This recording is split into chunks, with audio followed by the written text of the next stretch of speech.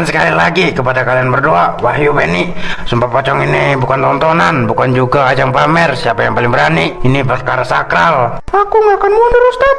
Buat apa aku mundur kalau aku di pihak yang benar? Siapa yang berbohong di antara kalian, urusannya bukan lagi sama hukum manusia, tapi langsung sama malaikat maut. Pikirkan lagi baik-baik sebelum saya mulai membacakan ayatnya. Masih ada waktu buat mundur. Uang kemitraan hasil panen kemarin itu kakakku dan adikku. Wahyu yang bawa lari uang itu. Setelah dari kota, aku rela mati di kapalnya begini kalau memang aku yang mengada-ngada. Alah, jangan sok jadi korban kamu, Benny. Demi Allah, aku nggak ambil uang sepeser pun itu. Lihat itu Mbak, Wahyu nekat banget bawa-bawa nama Tuhan. Padahal jelas seminggu lalu dia beli motor bekas. Uang dari mana lagi kalau bukan uang Mas Benny? Udah jangan berisik. Kamu ngerasa nggak kok bau kemenyan mendadak hilang, malah diganti bau anjir yang pekat banget sih? Kayak ada bau bangkai tikus mati yang kesenggol angin lewat. Aromanya persis dari arah belakang kepala Wahyu. Iya Mbak, kok mendadak dingin banget ya badanku. Padahal di dalam sini ramai orang. Cukup, jangan ada yang bersoal lagi. Karena kalian berdua sudah bulat tekadnya, maka malam ini saksikan bersama Sumpah Pocong ini resmi dimulai. Bismillahirrahmanirrahim.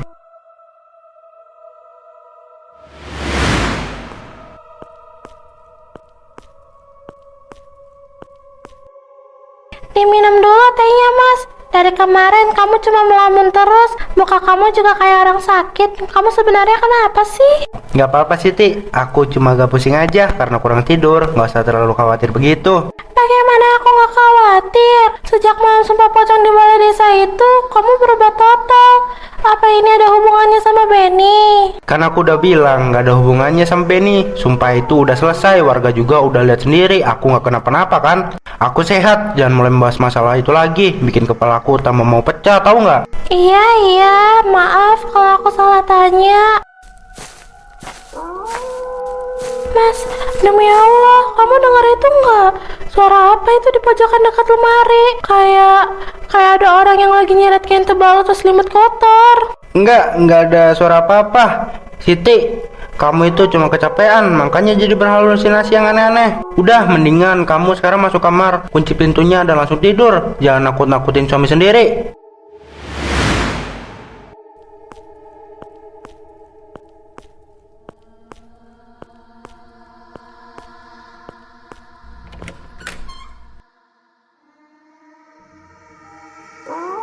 Bu, ibu ngapain di dapur malam-malam gini sih? Suara apa yang jeblak keras banget tadi? Wahyu kaget setengah mati dari depan. Astagfirullah, istighfar Wahyu. Ibu cuma mau ambil air minum, haus banget tenggorokan ibu. Itu tadi pintu lemari piring mendadak kebuka sendiri. Padahal nggak ada angin, nggak ada kucing. Ibu juga kaget sampai mau copot jantung rasanya. Lemari itu engselnya udah longgar mungkin bu. Besok Wahyu perbaiki. Ya udah, ibu cepat minum terus balik ke kamar. Di luar hawanya lagi nggak enak. Wahyu, coba kamu cek pintu belakang itu. Kenapa bu? Tadi saya ingat ibu sudah dikunci rapat sama Siti sebelum Isya. Kok sekarang posisinya agak renggang begitu? Kuncinya kegeser sendiri ya. Tadi udah dikunci kok bu. Mungkin Siti lupa atau kurang pas kuncinya. Bau apa ini ya? Ini bau bunga melati yang sudah layu. Menyengat sekali sampai bikin pusing. Kamu mencium juga yuk.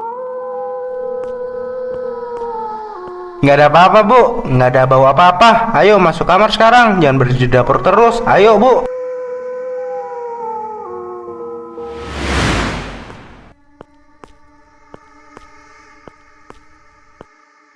Baru balik dari pasar, Mbak. Wah, borong sayur banyak banget. Sepertinya buat makan siang nanti.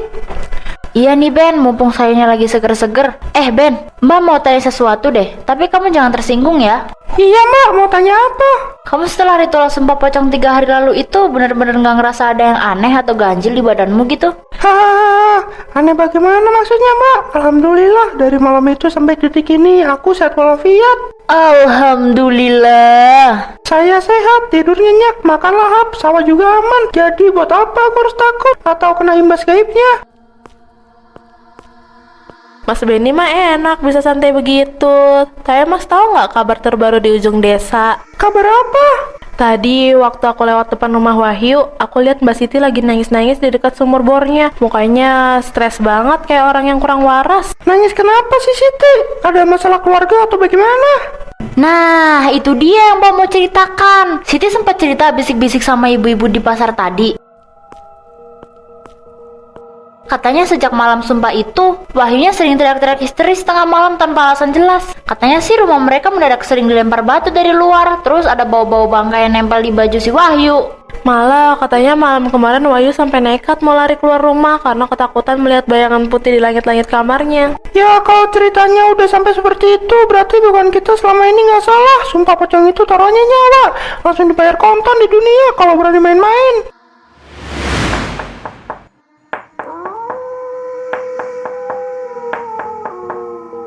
Siti bangun Siti, tolong bangun sebentar. Ada apa sih mas? Jam berapa ini? Ngantuk banget aku, kepalaku pusing dari sore. Kamu denger nggak? Ada yang mengetuk jendela kamar kita dari luar. Ketukannya aneh, konsisten banget dari tadi. Alah, paling itu ranting pohon mangga di samping yang kena angin malam. Sudah, jangan paranoid terus, cepat tidur. Besok kamu harus bangun pagi-pagi buat kerja loh. Ranting pohon nggak mungkin ketukannya sejelas itu Siti. Itu kayak ketukan jari manusia, jari yang keras. Astagfirullahaladzim mas, itu suara apa? Kok beneran kayak ada orang di luar? Tapi ini kan lantai 2, luar jendela itu langsung jurang kosong. Jangan dilepas remote-nya Siti, jangan menoleh ke jendela. Mas Wahyu, lihat, itu di jendela. Astagfirullahaladzim, pergi, jangan ganggu aku. Siti, usir dia Siti.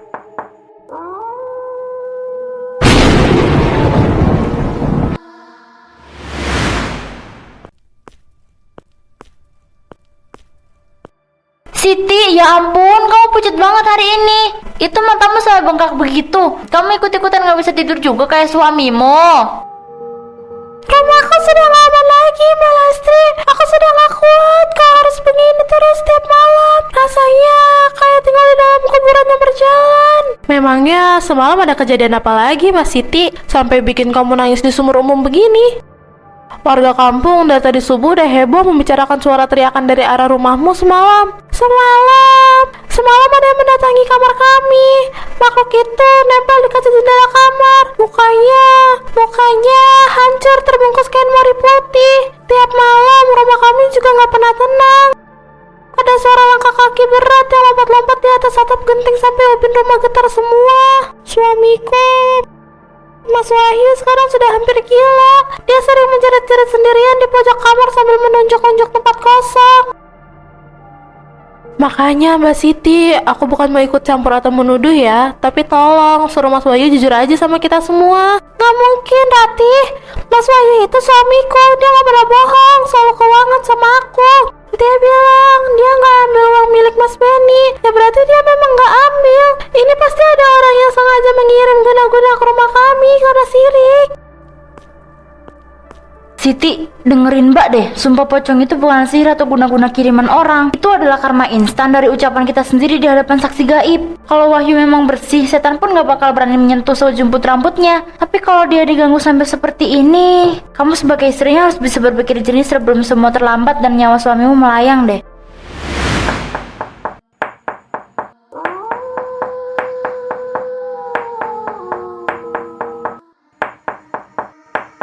Mas, siapa yang kedar pintu malam-malam badai begini? Keras banget, kayak mau ngerusak pintu. Aku nggak tahu.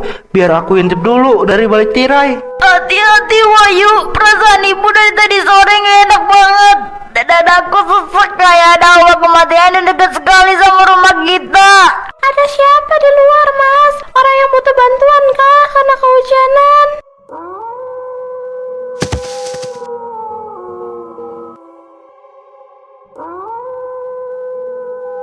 Pocong di depan pagar. Dia berdiri tepat di tengah jalan masuk halaman.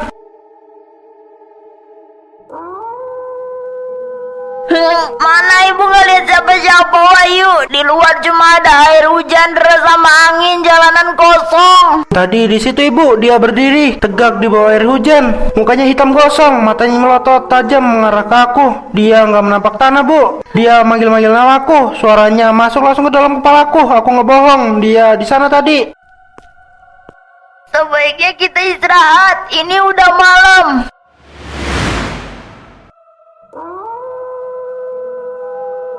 Wahyu, kembalikan uangnya Benny. Waktu kamu sudah habis. Kalau tidak malam ini kamu ikut aku ke liang kubur. Ampun, aku ngaku salah, aku yang bohong, aku yang ambil uang itu. Tolong jangan jemput aku, jangan bunuh aku kembalikan uangnya besok pagi, demi Allah, aku janji, tolong pergi, ampun.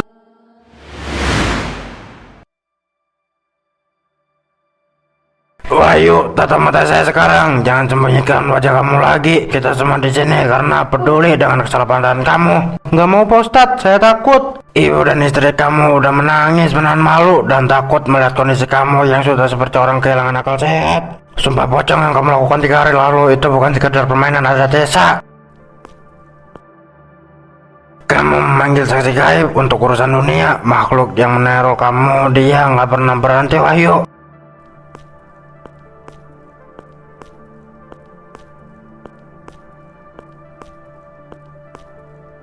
Dia akan terus datang sampai kebenaran yang kamu sembunyikan itu terungkap, atau sampai nyawamu sendiri yang dicabut sebagai bayaran atas sumpah palsumu.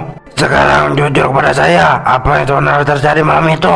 Saya nggak kuat lagi Ustadz. Tiap kali saya merem, mukanya yang hancur selalu ada di depan mata saya. Bisikannya selalu nyuruh saya mati.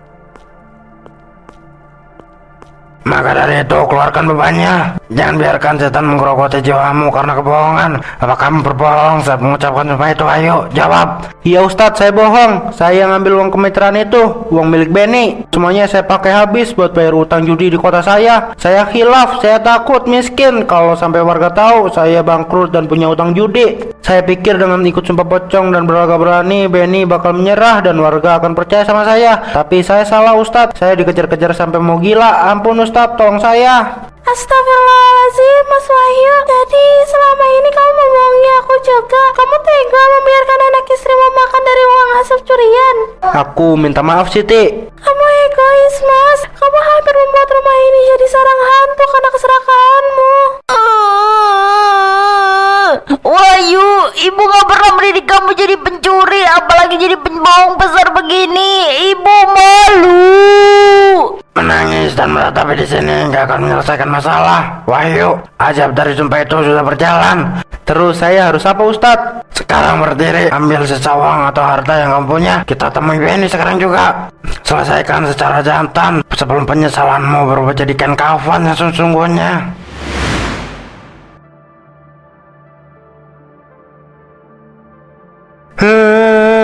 Benny, aku mohon Ben, tolong maafin aku. Aku minta maaf sekuasa-kuasanya sama kamu. Aku yang salah, aku yang udah berkhianat. Uang kemitraan hasil panen kita emang aku yang bawa lari. Ini aku kembalikan semuanya Ben. Aku udah jual motor baruku dan semua tabunganku jumlahnya pas, nggak kurang sepeser pun. Tolong terima uang itu Ben. Tolong maafkan aku nggak mau mati tersisa dikejar-kejar pocong lagi. Nah, benar kan dugaan aku selama ini? Kemarin di balai desa gayanya so paling suci, bawa nama Allah, nantangin maut pakai dikafanin segala lagi.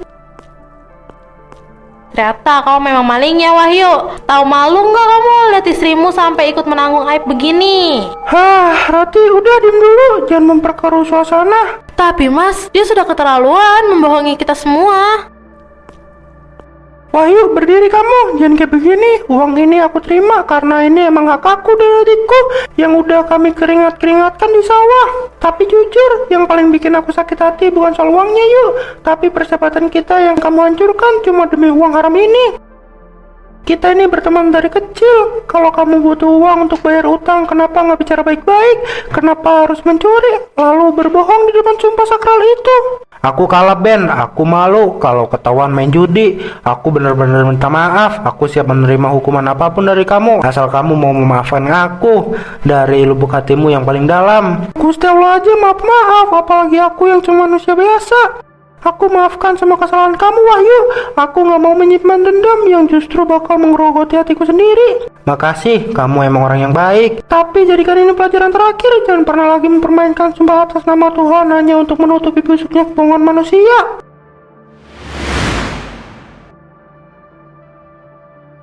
Alhamdulillah, Ustaz sudah semuanya Wahyu. Saya bisa merasakan hawa di sekitar kamu kembali bersih. Aura hitam pekat yang kemarin menggelayuti pundakmu sekarang sudah memudar total. Makasih banyak Ustadz. Demi Allah rasanya plong sekali. Saya merasa damai sekarang. Nah, kalau wajahmu kelihatan seger dan hidup begini kan enak di warga desa, Wahyu. Iya mbak. Nggak kayak 3 hari kemarin itu. Setiap kali kamu lewat, bulu kuduk orang-orang langsung merinding. Malah bau tanah kuburannya kecium sampai radius rumah sebelah. Tahu nggak?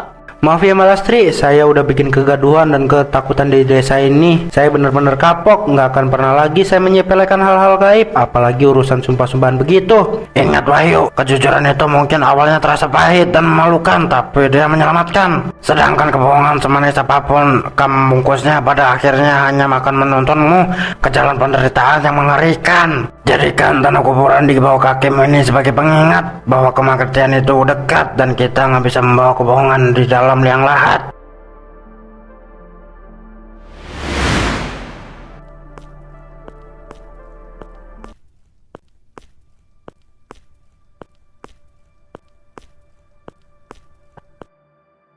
Nih, kopinya dihabisin dulu, Mas. Sekarang kalau malam tidurnya sudah pulas banget ya. Nggak ada lagi acara bolak-balik badan sampai kasur mau jebol. Bahkan semalam kamu ngoroknya kencang sekali. Hahaha, iya kah? Maaf ya kalau kegaduhan tidurku pindah jadi suara ngorok sekarang. Tapi beneran deh Siti, Ibu Wahyu rasanya bersyukur banget masih diberi kesempatan hidup sama Gusti Allah. Ternyata bener kata orang tua dulu, nggak akan pernah ada tempat yang aman di dunia ini buat menyembunyikan sebuah kebohongan. Mau sembunyi di kamar kunci pintu rapat-rapat pun, hati nurani kita sendiri yang bakal menyiksa kita lewat ketakutan. Alhamdulillah kalau kamu benar-benar sudah sadar dan berusaha jadi lebih rendah hati, yuk. Ibu senang melihat kamu yang sekarang. Kamu mendengarkan nasihat orang lain dan bertanggung jawab sama apa yang kamu perbuat. Peristiwa kemarin itu harus terus kamu ingat seumur hidupmu. Ceritakan nanti ke anak-anak cucumu sebagai pelajaran yang berharga. Iya, Mas, karena pada akhirnya aku menyadari satu hal dari kejadian kemarin. Rasa takut yang paling besar dan paling mengerikan itu sebenarnya bukan berasal dari hantu, setan, atau sosok pocong yang berdiri di kegelapan malam. Iya, kamu bener. Dan itu berasal dari kesalahan dan kebohongan yang kita tanam, lalu kita sembunyikan sendiri di dalam hati kita. Ketika kita jujur, setan pun gak punya celah buat menakuti kita. Iya, kamu benar. Udah ngobrolnya, tuh makan pisang gorengnya mumpung masih hangat.